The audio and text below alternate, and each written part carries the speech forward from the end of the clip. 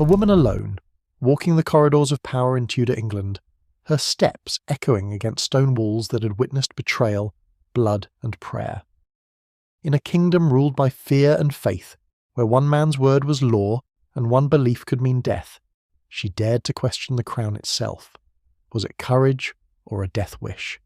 The year was 1545, and Anne Askew, a young woman of noble birth but no title, would soon learn that in Henry VIII's England, truth was not what one believed. It was what the king commanded.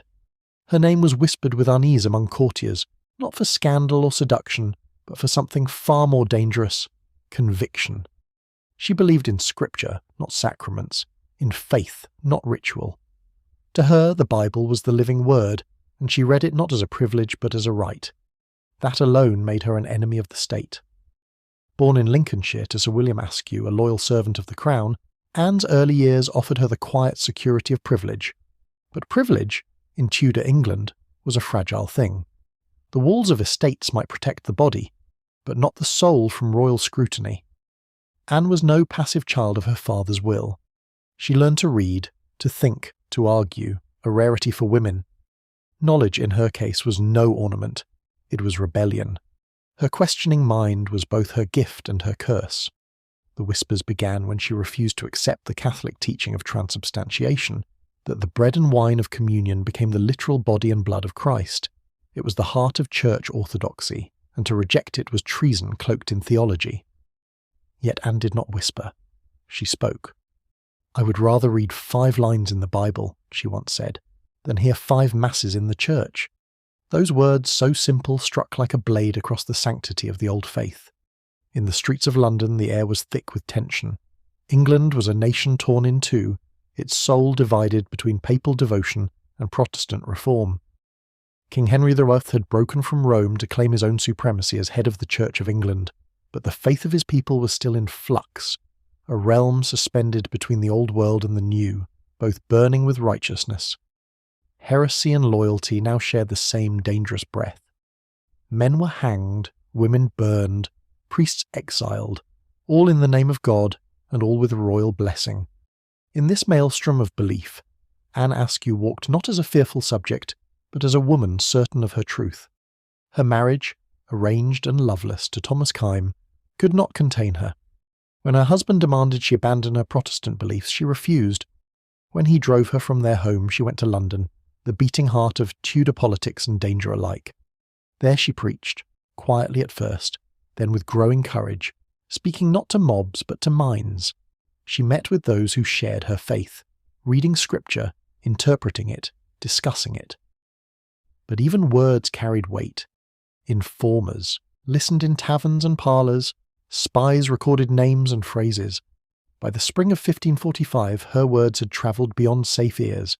They reached the attention of Bishop Stephen Gardiner, a man whose zeal for orthodoxy was matched only by his ruthlessness. To Gardiner and his ally, Lord Chancellor Thomas Wriothesley, Anne Askew was not a misguided woman. She was a contagion, a spark that could set the entire royal court aflame. The first summons came quietly. Anne was called before the authorities for examination on charges of heresy. She did not tremble. Her interrogators questioned her on the Eucharist, demanding her submission to the king's true faith. Her answers were measured, precise, unyielding. She denied transubstantiation, citing Scripture itself as her defence. "I believe as the Scripture teacheth," she told them. To the men who sat in judgment, her words were not reasoned but rebellious. She was imprisoned briefly, questioned, released, her defiance intact. But freedom in Tudor England was an illusion easily revoked. Even as she walked free, the walls of the Tower of London loomed in her fate. For every sermon she gave, every scripture she quoted, she drew the gaze of men whose power extended from the throne to the pyre. She was watched. The court whispered that her influence reached even the Queen herself, Catherine Parr, known for her quiet sympathy toward reformist ideas. If Anne could be made to confess that women of the royal household shared her beliefs, the net could close around the Queen. This was no longer theology. It was treason dressed in priestly robes. Gardiner and Wriothesley decided the time for subtlety had ended. In March 1546, Anne was arrested once again and confined to the Tower. The cell was small, the the air damp, the walls silent but listening. Yet in the darkness, she did not yield. She wrote. Her words, recorded later by the chronicler John Bale, were not pleas for mercy. They were testimonies. "I am not come hither," she wrote, "to deny my lord and master." The interrogations grew harsher, more pointed. Who were her accomplices? Did she meet with the Queen's ladies?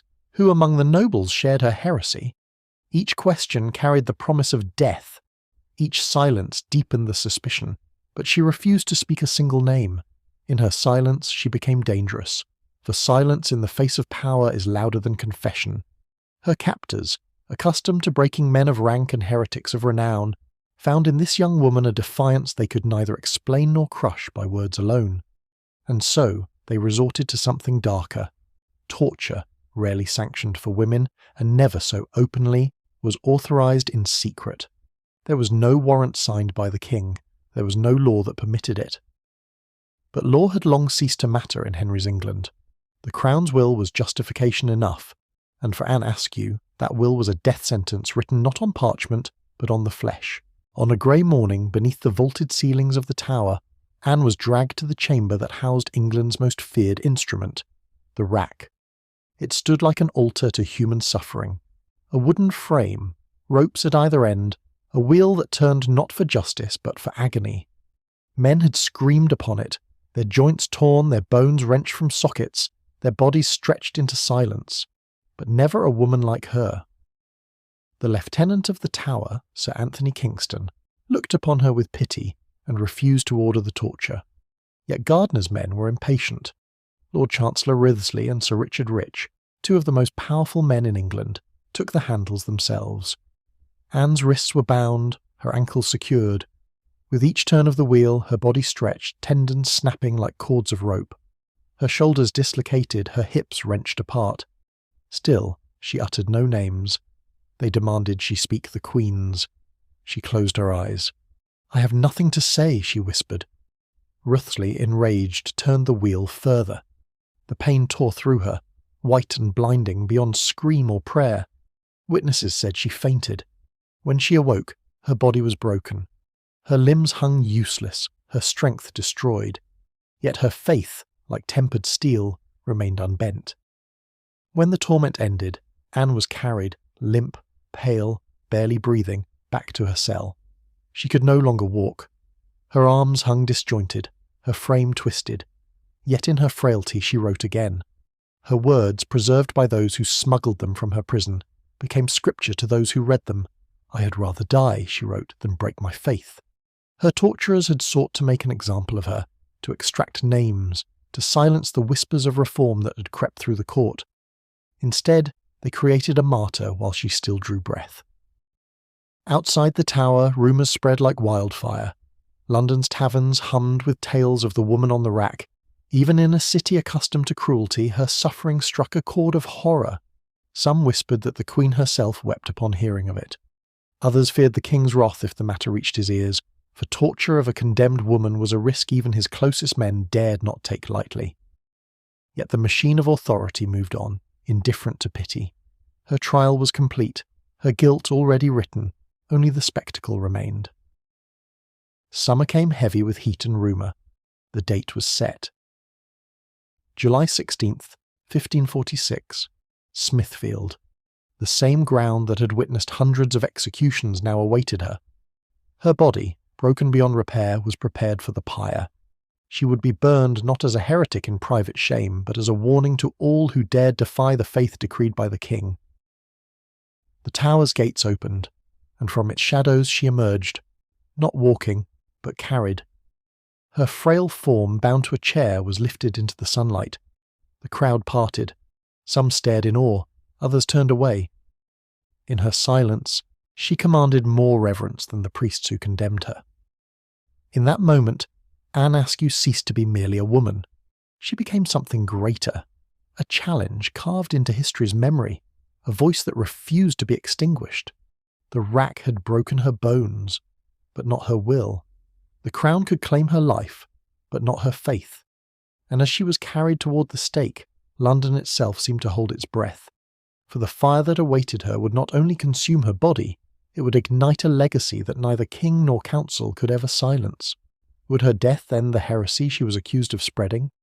Or would it, as history would soon prove, make her words immortal? The answer waited in the flames. The morning of July 16, 1546 broke heavy and grey over London, the kind of day where the air itself seemed burdened with the weight of fate. The city stirred early. News of the execution had already spread. Smithfield, that open ground of mud and cobblestone, had long been a theatre of death. It had seen thieves hanged, traitors drawn and quartered, heretics turned to ash. But this was different. A woman, once of gentle birth, broken by torture, too frail to stand, would be burned alive. Crowds gathered not merely out of bloodlust but curiosity. Who was she, this woman who defied the church and crown alike? Was she mad, or touched by something divine? The murmurs rippled like a cold wind, and then, amidst the low hum of voices, the procession began. Anne Askew appeared, not on her feet, but carried in a wooden chair. Her body was too shattered to stand, her limbs useless, her skin pale as linen. 2 guards lifted her carefully, almost reverently, through the parting crowd. The sight silenced them. Some crossed themselves, others whispered prayers, not for her soul's salvation, but for their own, for fear they might one day share her fate. The executioners led the way, their boots thudding against the earth, followed by clerics in sombre robes. Behind them, 3 other condemned men walked, John Lascelles, John Hadlam and John Hemley, each facing the same fate, but all eyes fixed on the woman in the chair. She was the symbol of a question no one dared speak aloud. What happens when faith becomes stronger than fear? The stake rose from the ground like a grim monument, a tall wooden post surrounded by bundles of dry faggots stacked waist-high. A small seat had been built to support her broken frame, and iron chains glimmered faintly in the dim light. The crowd pressed closer. She was lifted from her chair, bound upright with ropes, her hands resting lifeless on her lap. The chains rattled softly as they wrapped around her waist and shoulders, securing her to the post. A faint breeze carried the smell of pitch and smoke from the torches waiting to be lit. Among the gathered officials was Bishop Nicholas Shaxton, once a reformer like Anne, now a man reclaimed by the old faith. His face was pale, his eyes hollow. He had been chosen to preach the sermon at her execution, a cruel irony, as he himself had once stood accused of the same heresy. As he took his place before her, he opened his book, his voice trembling as he began to read. But Anne, her head tilted slightly to one side, did not look at him. She did not speak. Her lips did not move. Her silence became her final sermon. From a distance, it must have seemed like a strange and solemn ritual, a frail woman, chained and silent, surrounded by the machinery of death, the crowd hushed in anticipation. But within that silence lay defiance. She had been offered one last chance, recant, and she might be granted mercy, perhaps even death by sword rather than flame. Yet she refused, not out of pride, but out of conviction. "I had rather die," she had said, "than break my faith." Those words echoed in the hearts of those who listened, words that would outlive even the men who condemned her. The torches were lowered to the faggots. For a heartbeat nothing happened. Then the dry wood caught with a hiss and a crackle, and flame crawled upward like a living thing. The crowd recoiled as the heat surged forward. The fire climbed fast, wrapping around her feet, licking at her gown, turning cloth to smoke. She did not scream. Eyewitnesses said her face remained calm, almost serene, her eyes lifted skyward. Around her neck hung a small bag of gunpowder, tied there as an act of mercy, to hasten death once the flames reached it. As the fire roared higher, the crowd murmured prayers, curses, sobs. Some turned away, others watched until the smoke swallowed her from view. When the gunpowder finally ignited, it did so with a dull, cracking sound. The fire surged, then died down, leaving only smoke and cinders in its wake. What remained was not simply the end of a life, but the birth of a legend. The authorities would record it as justice served, a heretic purged from the realm. But those who had heard her speak, who had read her words, who had seen her courage in the face of agony, they would remember something else. They would remember a woman who refused to be silent, In the days that followed, her ashes were swept away, scattered by wind and rain. But her writings endured. Smuggled from the Tower before her death, her examinations were printed and circulated among reformers across England and beyond. In secret chambers and candlelit rooms, her words were read aloud, calm, intelligent, resolute. "I am not come hither to deny my Lord and Master." Each phrase was a spark, igniting minds, stirring hearts. To the ruling church she was a warning.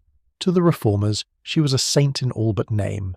Years later, John Foxe would immortalize her in his Acts and Monuments, calling her a virgin pure in body and in faith.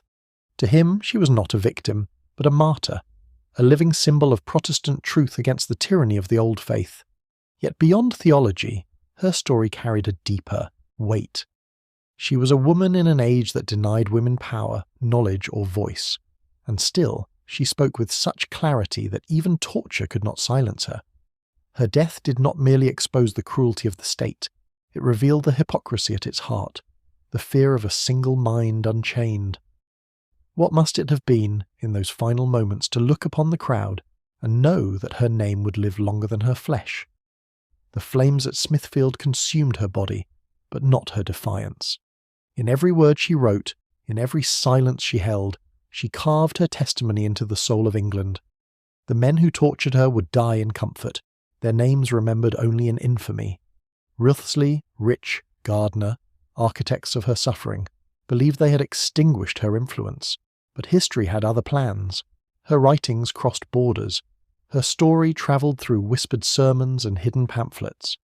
In Geneva, reformers spoke her name with reverence. In London, mothers taught their daughters of her courage. Even the walls of the Tower, that cold fortress of despair, could not hold her spirit. Anne Askew became a mirror held up to power, a reminder that the might of kings is fleeting, but the conviction of truth endures. As the years passed, the fires of Smithfield would blaze again. Under Queen Mary, hundreds more would burn, men and women alike, each one believing their death would affirm faith, not fear. But none would burn with the calm defiance of Anne Askew, for in her suffering there was no hysteria, no plea for mercy, only an unshakable certainty that her death was not the end of belief, but its proof. Imagine it now, the square emptied, the wood charred, the air still heavy with smoke. Somewhere in the distance church bells ring, a kingdom at prayer, even as it destroys its own saints. The onlookers drift home, whispering her name in awe, and among them perhaps a young girl who will one day grow to question as Anne did, to ask where faith ends and obedience begins. For such questions, once spoken, cannot be unasked. Centuries later, historians would revisit her trial, her torture, her execution. They would debate the politics, the doctrine, the motives of her tormentors. But what remains unshaken is the image, the solitary figure bound to the stake, unbroken by fear. A woman who walked into history not by power or privilege, but by conviction. A voice raised once in defiance, echoing still through time. In the end, perhaps that is what haunted Henry's England most. Not her heresy, but her humanity. The knowledge that one woman, armed only with belief, could defy an empire built on obedience. The flames at Smithfield were meant to silence her, but they did the opposite. They burned her name into memory, eternal and unrepentant. Anne Askew died in the fire, but her words lived on, smuggled through the cracks of oppression, carried by those who dared to read them. And in those words she asks us still, what would you die for? What truth would you speak, even when the world demands your silence? The answer, like the echo of her final breath, lingers long after the smoke fades from Smithfield. And so, in the ashes of Smithfield, her voice still lingers, soft, defiant, eternal. The flames may have devoured her body, but they could never consume her faith. Anne Askew did not die in silence. She became the whisper that history could never drown. If stories like hers move you, where courage outlives cruelty and truth defies kings, subscribe to LA. Step into the firelight of history, where every echo still speaks.